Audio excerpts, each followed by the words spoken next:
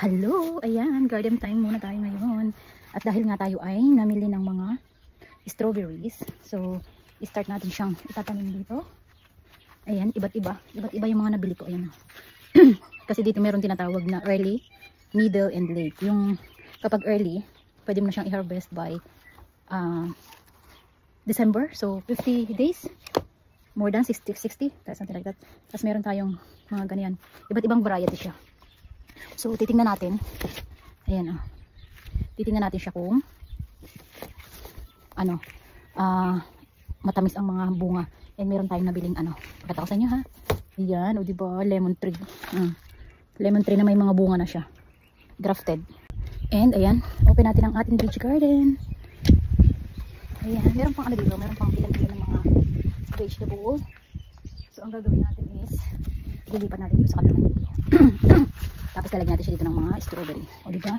Ayan, may mga carrots pa tayo dito. So ililipat ko lang siya doon banda para makapagtanim tayo dito sa kabila. Tanggalin naman natin to. Brussels spot, ang dami niya oh. Pwede na sa pang ano, stir fry. Tanggalin na natin yan.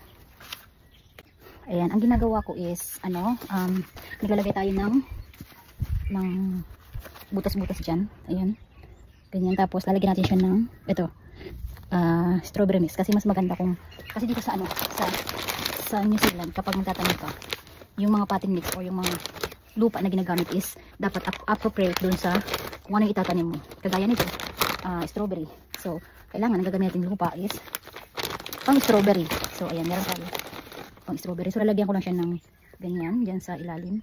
Saka natin ilalagay. Ayan, saka natin siya ilalagay dito. So, tatanggalin natin siya dyan. Ayan, ililipat lang natin siya. Ayan siya. Saka natin siya ilalagay sa butas. O, diba? Saka natin siya tatabunan. Kasi last time, nung nagtanim ako dito, ang ginawa ko is, ano siya, super crowded. So, ngayon, ang gagawin ko is medyo malayo-layo yung kanilang mga pagitan.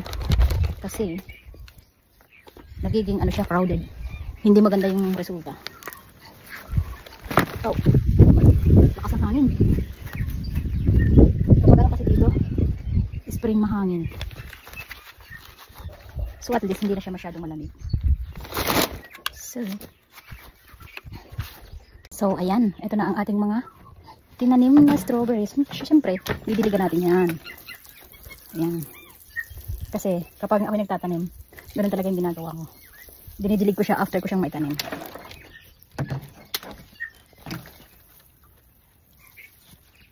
Ayan. So, gaganda na yan. And dito sa isa, ayan kalahati. Lalagay ko dyan mga tomato naman.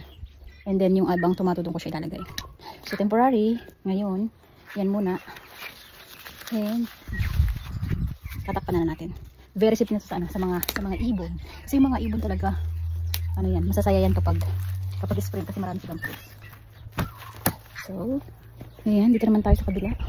Itatanim natin ang ating lemon dyan. Wait lang, kukuha tayo ng pang-dig. Gagawa tayo ng hukay dito, banda. Dito banda. Ayan.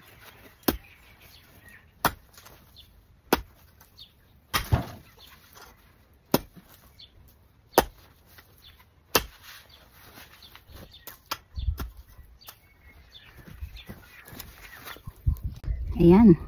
Ang gagawin natin is ilalagay natin itong buong lemon dito. Oo, diba? Ganda. Saka natin siya tatabunan. O, diba? Meron na tayong lemon. So,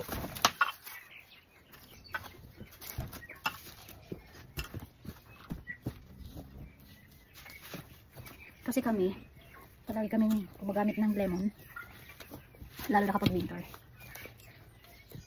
So,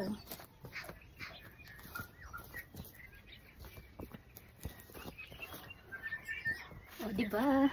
So, didiligan na lang natin.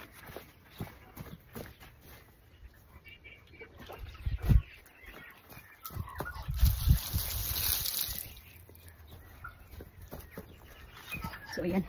Mabubuhay na yan.